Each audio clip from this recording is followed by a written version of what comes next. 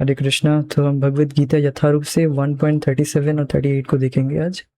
यद्यपि ते न पश्यन्ति लोभ उपहत चेतस कुलक्षय कृतं दोषं मित्रद्रोहे च पातकम् कथं न गेयम् अस्माभिः पापाद् अस्मान् निवर्तितुं कुलक्षय कृतं दोषं प्रपश्यद्भिर्जनार्दन। तो इसका लिंग इस प्रकार है, अगर भगवान अगर कहे कि क्या तुम ही केवल पाप को देख रहे हो, क्या दूसरे पक्ष नहीं देख रहे हैं, विपरीत पक्ष अर्थात दुर्योधन आदि ये क्या पाप नहीं देख पा रहे हैं? तो अगर यह कहा जाए तो उस पर ये श्लोक कहते हैं। और भी एक लिंक है, उसको हम गीता भूषण टीका में देख लेंगे। तो अनुवाद। हे जनार्दन, यद्यपि लोभ से अभिभूत चित्त वाले ये लोग अपने परिवार को मारने या मित्रों से द्रोह करने में कोई दोष नहीं देखते, किंतु हम लोग जो परिवार के विनष्ट करने में अपराध देख सकते हैं, ऐसे पाप कर्म में क्यों प्रवृत्त हो? ओके। अन्वय। जनार्दन।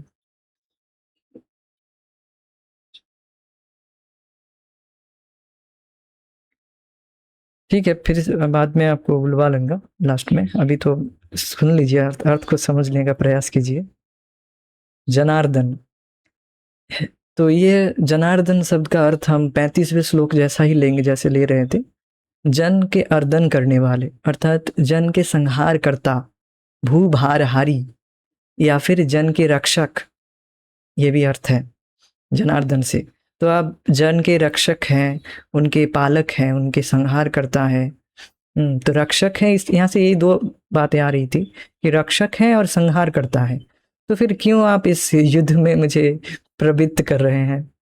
पालन करता है, ये भी ले सकते हैं। तो ये बात कह रहे हैं। तो हे कृष्ण, हे जनार्दन, यदि अपि, यदि अपि अर्थात यदि अपि अर्थात यदि अपि, ये क्यों ले जा रहा है? तो लिंग इस तरह से हम सुन रहे थे कि भगवान अगर कहे पहला लिंग तो दूसरा लिंग का पहला कह सकते। गीता भूषण टीका के अनुसार जो लिंक है इस तरह से है कि अगर भगवान कहे कि ये लोग तो आतताई है और ये तो है ही, और इसके बाद बता रहे थे भगवान ये तुम्हें अपने क्षत्रिय धर्म के अनुसार युद्ध करना चाहिए। श्लोक का लिंक इस प्रकार है, मतलब गीता भूषण टीका के अनुसार कि तुम्हें क्षत्रिय धर्म के अनुसार तुम्हें युद्ध करना ही चाहिए, तुम्हें युद्ध करना चाहिए। तो तुम अगर इस तरह से अगर भगवान अर्जुन को कहे तो अर्जुन उस पर ये दो श्लोक यदि अपि इत्यादि ये दो श्लोक कहते हैं। यद्यपि ये लोग लोभ उपहत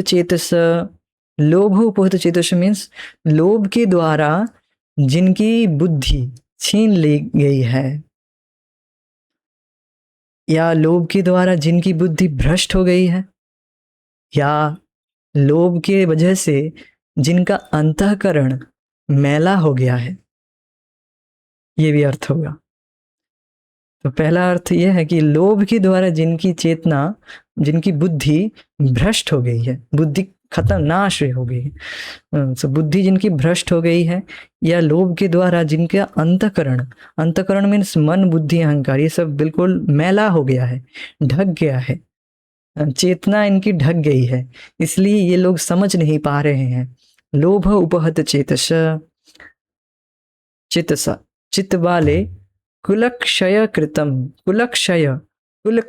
कुलक्षय मीन्स वंश का नाश हो जाना, कुल का क्षय हो जाना। कुलक्षय कृतम, कुल का नाश हो जाना मतलब अब कुल में कोई नहीं रह गया जो कुल को आगे बढ़ाए। ये दुर्योधन अश्वत्थामा को अंतिम में बताते हैं, अरे कुलांगार कहीं का, तेरे वजह से पूरा अब जो भी था सब कुछ तूने खत्म कर दिया। मतलब बहुत बुरा उसने बहुत पाप किया था अंत में अश्वत्थामा ने, तो जो भी उसको इस तरह से कहते तुम कुल को क्षय करने वाले सो बहुत इस तरह से डांट फटकार लगाते। तो आप देख सकते कि युद्ध में सारे के सारे मारे गए। दुर्योधन का कोई वंशज बाकी नहीं रहा। उसका बेटा लक्ष्मण और उसका भी बेटा, मतलब उसके नाती पोते सब खत्म हो गए युद्ध में। तो आप देख सकते हैं, किंतु ये लोग नहीं देख पा रहे थे। जब युद्ध शुरू होने वाली थी तब ये लोग नहीं देख पा रहे थे कि कुल का क्षय हो जाएगा। क्यों नहीं देख पा रहे थे? लोभ उपहत चेतसा, लोभ की वजह से नहीं देख पा रहे थे। जहां पर 5 गांव लेकर ये लोग पूरे कुल के क्षय होने को रोक सकते थे, 5 गांव देकर, ये पांडवों को देकर, पांडव लोग तो 5 गांवों से संतुष्ट थे, तो ये चाहते तो मात्र 5 गांव देकर पूरे राज्य को और बचा सकते थे, कुल क्षय होने से बचा सकते थे। किंतु नहीं, जिनकी बुद्धि भ्रष्ट हो गई, अब वो कुछ नहीं कर सकते। उनका वो विपरीत तरीके से बातें करते हैं, मतलब विपरीत तरीके से कार्य करते हैं। व्यक्ति वो नहीं देख पाता है कि सामने उसके लिए बहुत बड़ा दुख है। व्यक्ति जब लोभ के वशीभूत हो जाता है, तब उसके दिमाग में, उसके जहन में धर्म और अधर्म क्या है उसके विषय में वो सोच नहीं पाता। धर्म अधर्म के विषय में वे विचार बुद्धि खत्म हो जाती है उसकी। क्या धर्म है क्या अधर्म है वो व्यक्ति विचार नहीं कर पाता है, और केवल पाप कार्य में ही प्रवृत्त होता रहता है। अब इस जगत में भी देख सकते हैं लोग, वो लोग नहीं देख पा रहे, ये जो बुचार खाने लोग खोले रखे हैं, इनको पता नहीं कि अगला गर्दन इनका कटेगा। ये लोग जो धड़ाधड़ काट रहे हैं, अब अगला केवल इनका कटेगा तो है ही, अब कितने जन्मों तक इनके काटा जाएगा वो ठीक नहीं। तो ये लोग नहीं देख पा रहे। या फिर आप देख सकते हैं कि तो इस तरह से वो नहीं देख पाते हैं। और एक बात बताऊंगा कि कृतम दोषम, तो ये दोष अपराध है, ये दोष है। तो पहला दोष समझ गए कि ये लोग नहीं देख पा रहे हैं, कुल क्षय हो जाने के वजह से नहीं देख पा रहे हैं, ये दुर्योधन आदि। और एक दोष क्या है? मित्र द्रोहे च पातकम, मित्र द्रोह अर्थात मित्र से विरोध करने के वजह से जो पाप लगेगा। आप कहेंगे मित्र द्रोह की वजह से कोई पाप लगता है? हाँ, मित्र द्रोह, मित्र मीन्स जो आपके लिए, जो आपका आश्रित है, जो माता पिता ब्राह्मण बंधु बहन भाई संबंधी और ससुर, इस तरह से सभी को जोड़ा गया है मित्र से। तो इन सब के प्रति बताया गया है मनुस्मृति में कि व्यक्ति को झगड़ा नहीं करना चाहिए, उनके साथ विवाद नहीं करना चाहिए, इससे उसके पाप लगता है। और अब अर्जुन कह रहे हैं कि विवाद ही नहीं करना चाहिए, तो यहाँ पर हम तो अस्त्र चलाने जा रहे हैं, तो हम पर पाप ही लगेगा। तो ये जो बातें मैं कह रहा हूँ, ये गीता भूषण अनुभूषण टीका में है, ऐसे बताया जाता है कि पाप लगता है इससे। तो अर्जुन इस बात को यहाँ पर इस कोट करते हैं, उस मतलब बता रहे हैं कि मुझे पाप ही लगेगा। तो ये 2 अपराध है इस युद्ध में जो कि मैं देख पा रहा हूँ, किंतु ये लोग नहीं देख पा रहे हैं। क्यों नहीं देख पा रहे हैं? कि लोभ उपहत चेतसा, लोभ की वजह से इनकी दृष्टि ढक गई है, इनकी बुद्धि भ्रष्ट हो गई है, इनका अंतकरण मैला पड़ गया है। ये आनंदगिरी टीका के अनुसार है। आनंदगिरी में बताया गया है कि इनका अंतकरण ढक गया है, मैला हो गया है, इसलिए ये लोग नहीं देख पा रहे हैं कि इस तरह का दोष उपस्थित होगा, अपराध होगा, मतलब कुलक्षय हो जाएगा और मित्र द्रोह के वजह से उन्हें नरकगामी होना पड़ेगा। ये नहीं देख पा रहे हैं, ये अर्जुन कहते हैं, इस तरह से आर्गुमेंट देते हैं।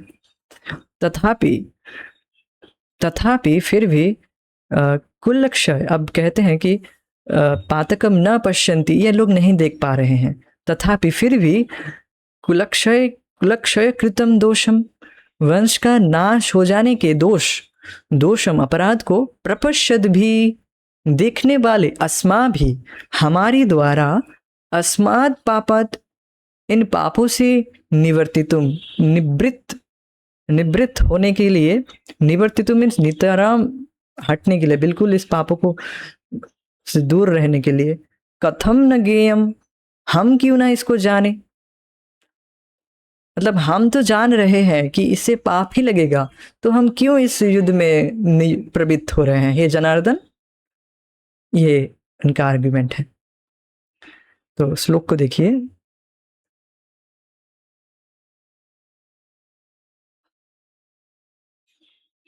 तो यहाँ पर अब भगवान, इसको फिर से मैं दोहरा रहा हूँ इस बात को, कि इस लिंक को फिर से बता रहा हूँ कि भगवान अर्जुन को क्षत्रिय धर्म के बारे में स्मरण दिलवा रहे हैं कि तुम्हें क्षत्रिय धर्म के अनुसार आहूत एवं, अगर क्षत्रिय को आहूत आह्वान किया जाए, उसके ललकारा जाए युद्ध के लिए, तो पीछे नहीं हट सकता है, वो पीछे नहीं हट सकता है।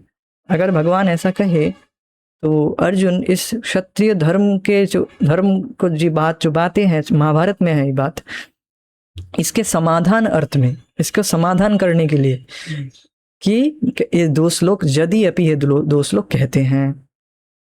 और दूसरा लिंग इस प्रकार है कि भगवान अगर कहे कि तुम ही केवल पाप देख रहे हो, ये लोग नहीं देख पा रहे हैं, तो कहते हैं यदि अपि इत्यादि दो श्लोक, तो कहते हैं कि न पश्यन्ति लोभ उपहत चेतसा, नहीं देख पा रहे हैं, लोभ के कारण ये लोग नहीं देख पा रहे हैं। अगर भगवान ऐसा कहे कि ये लोग क्या नहीं देख पा रहे हैं, तो कहते हैं नहीं नहीं, ये लोग सच में नहीं देख पा रहे। क्यों नहीं देख पा रहे हैं? क्योंकि लोभ के द्वारा इनकी चेतना, इनकी बुद्धि हर ली गई है, ये लोग, इनकी चेतना मैली पड़ गई है, इसलिए ये लोग नहीं देख पा रहे हैं। और क्या नहीं देख पा रहे हैं?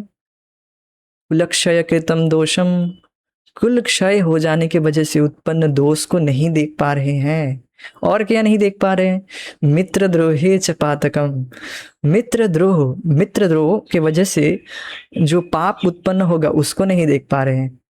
तो कहते हैं, अब आगे बस सुंदर है कि कहते हैं कि अच्छा, ये अर्जुन कहते हैं कि ये लोग नहीं देख पा रहे हैं, नहीं देखे, ये लोग नहीं समझ रहे हैं, ना समझे, कोई बात नहीं, ना समझे, ये लोग नहीं समझ पा रहे लोभ की वजह से, किंतु हमारा तो कोई लोभ नहीं है ना, हम तो 5 गांव में संतुष्ट हैं। ये लोग ना समझे, हम तो समझते हैं, तो इसलिए कह रहे कथम न गेयम अस्मा भी, हम इसको क्यों ना जाने, ये लोग ना जाने, किंतु हम तो जान रहे हैं ना। अस्मा भी, हम पापाद अस्मा निवृत्तितुम, इसलिए हमें इस पाप से निवर्तित अर्थात निवृत्त हो जाना चाहिए, हम क्यों इसको ना जाने। आपकी कृपा से, कहते हैं अर्जुन कहते हैं कि आपकी कृपा से हम जान पा रहे हैं, किंतु ये लोग लोभ की वजह से ये लोग नहीं जान पा रहे हैं, तो इसलिए हम क्यों ना इस पाप में क्यों नहीं इस पाप से निवृत्त हो जाए, हम तो जान रहे हैं ना। तो कुल क्षय कृतम दोषम प्रपश्यद भी जनार्दन, कुल का क्षय हो जाएगा, ये हम प्रपश्यद भी मीन्स हमारे द्वारा देखा जा रहा है, हे जनार्दन हमारे द्वारा तो देखा जा रहा है, आप ही दिखा रहे हैं। आप ही दिखा रहे हैं, मुझे पता है कि आप ही ज्ञान चक्षु दे रहे हैं, इसीलिए मैं देख पा रहा हूं, ये भी कहते हैं। ये बात है। जनार्दन अर्थात आप जन के रक्षक है, पालन करता है, तो आप हमें क्यों इस युद्ध में प्रवृत्त कर रहे हैं, ये बात। ओके, अब गीता भूषण, बहुत सुंदर टीका की गई है गीता भूषण टीका में, बहुत ही सुंदर, अमेजिंग, मतलब कोई तुलना नहीं, बिल्कुल अमेजिंग टीका की गई है, बहुत सुंदर आर्गुमेंट, अर्जुन के जो आर्गुमेंट है उसको बहुत सुंदर तरीके से रखा गया है यहाँ पर। यद्यपि मैं जो बंगला टीका है उसको मैंने नहीं किया है, प्रभु जी का ही लिया थी, फिर भी आप देख समझ में आ जाएगी बात। अब युद्ध तो विपक्ष के द्वारा आहूत हुआ है, इसलिए युद्ध में प्रवृत्त होना सही है। भगवान अगर कहे इस तरह से अगर पूर्व पक्ष अगर इस तरह से कहे, मतलब भगवान अगर इस तरह से कहे, तो शास्त्र कहते हैं कि जब एक क्षत्रिय को युद्ध या द्यूत के लिए ललकारा जाए तो उसे उससे निवर्तित कभी नहीं होना चाहिए। आहूत न निवर्तित, आहूत मीन्स जिसको ललकारा जाए, आह्वान किया जाए, वह कभी निवर्तित मतलब निवृत्त नहीं हो सकता है। किसमें निवृत्त नहीं हो सकता है? द्यूतादपि रणादपि, द्यूत में और रण अर्थात युद्ध में अगर उसे आहूत अर्थात आह्वान किया जाए, वो निवृत्त नहीं हो सकता, पीछे नहीं हट सकता है। ये महाभारत में है ऐसा। अर्जुन इस तर्क का उत्तर, अब इस तर्क का उत्तर मतलब इस आर्ग्यूमेंट इसको समाधान करते हैं। बिल्कुल जो परफेक्ट जो वर्ड है वो ये बताए। भगवान के बातों को अर्जुन नहीं काट रहे हैं यहाँ पर, अर्जुन समाधान करते हैं कि समाधान करते हैं, लिटरली समाधान करेंगे अर्जुन और बताएंगे कि ये लागू होता है। ठीक है, ये आपकी बात सही है, किंतु यहाँ पर लागू नहीं होगा। तो समाधान करते हैं, देखिए समाधान कैसे करते हैं, 2 श्लोक कोट करके करेंगे।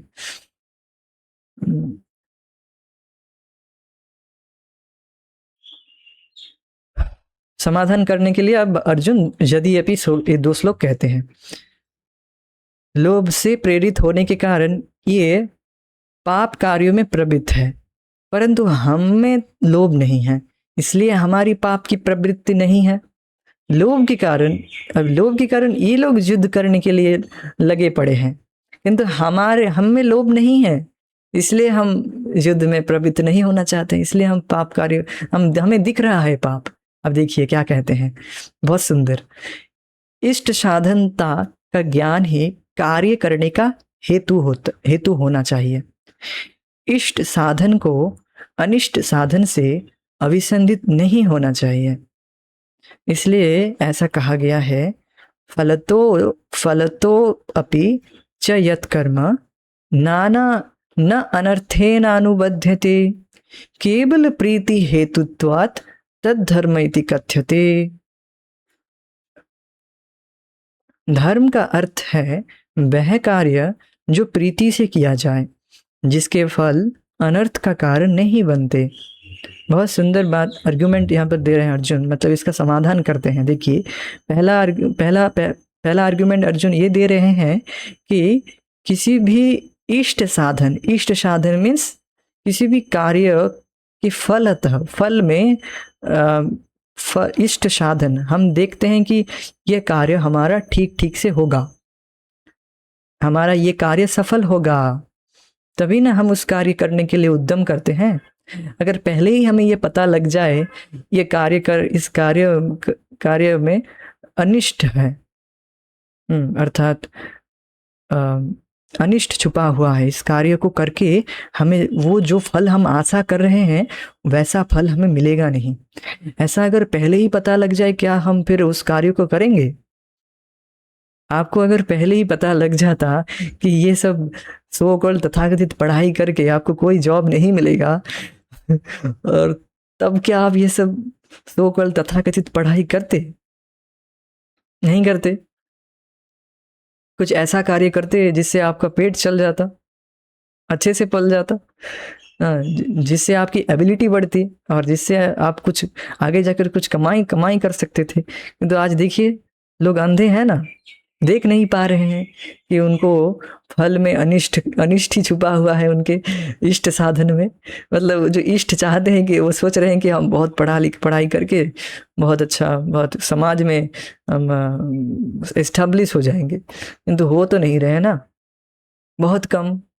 क्योंकि सभी लोग उसमें नियुक्त हो रहे हैं, प्रवृत्त हो रहे हैं, सभी लोगों को ये आशा है कि हमें इष्ट मिलेगा, हमारी इष्ट साधन होगी, इसमें अनिष्ट नहीं होगा, किंतु ऐसा तो नहीं हो रहा है, लोगों को नहीं दिख रहा है।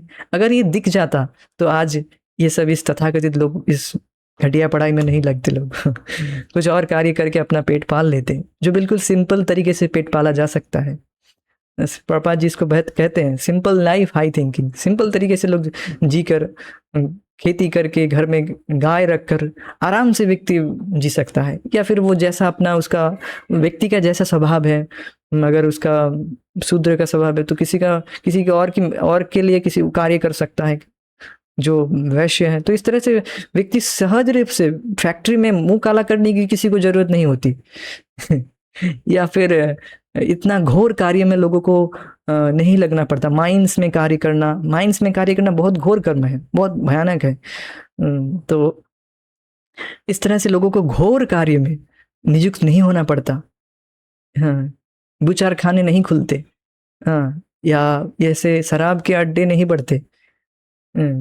अगर लोगों को दिख जाता कि इसमें अनिष्ट है, ये तथाकथित पढ़ाई करके लोग फ्रस्ट्रेट हुए जा रहे हैं, क्योंकि लोगों को दिख नहीं रहा है इसमें अनिष्ट छुपा हुआ है। तो ये आर्गुमेंट अर्जुन दे रहे हैं कि अगर लोगों को, अगर ये इष्ट साधन का ये उत्साह है कि इससे इसके द्वारा मुझे बहुत लाभ प्राप्त होगा, मुझे बहुत आनंद होगा, मुझे सुख की प्राप्ति हो जाएगी। इसलिए लोग आज कर्म में नियुक्त हैं, कर्म करने में लगे पड़े हैं, जो तथाकथित कर्म है।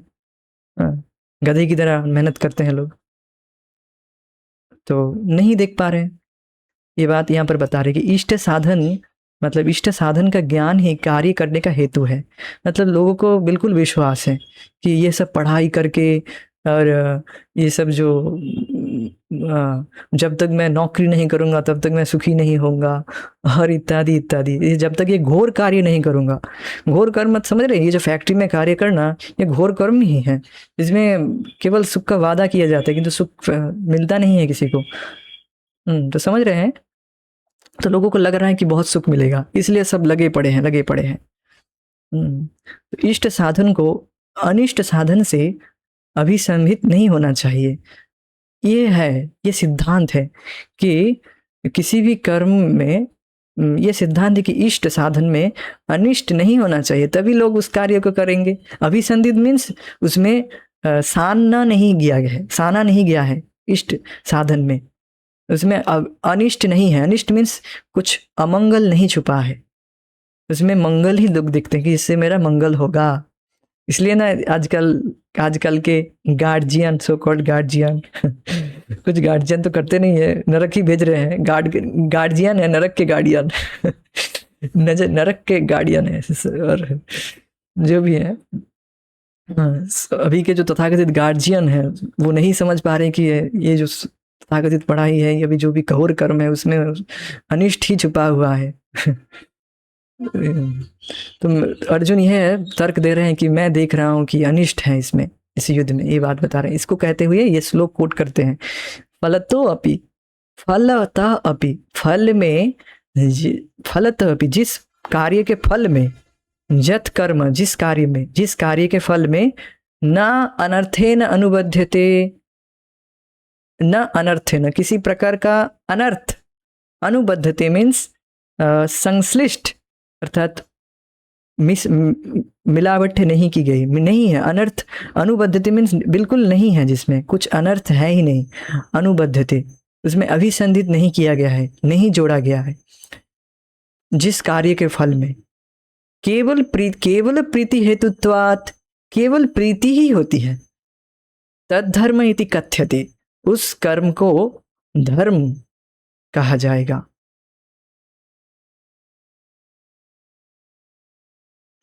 तो ये शास्त्र श्लोक वार्तिक के अनुसार है, शास्त्र के अनुसार है। तो धर्म का अर्थ है कि वह कार्य जिसमें केवल इसका अनुवाद मैं नहीं देख रहा हूँ, देखिए कि बिल्कुल स्पष्ट समझ में आ रही है बातें। केवल प्रीति जिसमें है, जिस कार्य को करके आपको केवल प्रीति प्राप्ति होगी और केवल सुख ही सुख, और कोई अनर्थ से साना नहीं गया है, बिल्कुल आपको केवल अर्थ की ही प्राप्ति होगी। अर्थ मीन्स आपको केवल मंगल ही मंगल होगा आपका। तो ऐसा कार्य है क्या इस जगत में? इस जगत के किसी भी वैदिक कर्म कांड से लेकर कोई भी कर्म कर लीजिए आप, उसमें अनर्थ साना गया है, उसमें अनर्थ है, उसमें उसको दुखी सान के भरा गया है। उसमें केवल बाहरी रूप से दिखता है कि बहुत सुख मिलेगा, और केवल प्रीति तो दूर की बात, केवल दुख ही मिलता है, केवल दुख हेतुत्वात् है। तो लोग आजकल कहते कर्म ही धर्म, हमारा कर्म ही धर्म है। तो बातें वो लोग समझते नहीं, उल्टा फुल्टा बोलते हैं। उसमें क्या केवल प्रीति मिलती है उनको? केवल मुख से उनका झाग निकलता है और कुछ नहीं, दुख से इतना मेहनत करते हैं, तो उसमें प्रीति नहीं है। प्रीति कहाँ है? केवल प्रीति भगवान की भक्ति में है। योगी न रमन्ति योगी न अनंते सत्यानंद चिदात्मने। योगी लोग अनंत सुख का अनुभव करते हैं भगवान की भक्ति करके, भगवान की सेवा करके, भगवान की भक्ति में भगवान का नाम जप करके, और भगवान की कथा को सुनकर, हरि कथामृत को सुनकर, नामामृत को पान करके वे निरंतर प्रीति, केवल प्रीति का अनुभव करते हैं। केवल मीन्स ओनली सुख, कंडेंस सुख ही उनको प्राप्त होती है। इस तरह के कर्म को ही धर्म कहते हैं। वो कर्म दिव्य कर्म है, भगवान की भक्ति है, इसे ही धर्म कहते हैं। तो मैं थोड़ा डिफरेंट पॉइंट बता रहा हूँ बस यहाँ से समझाने के लिए।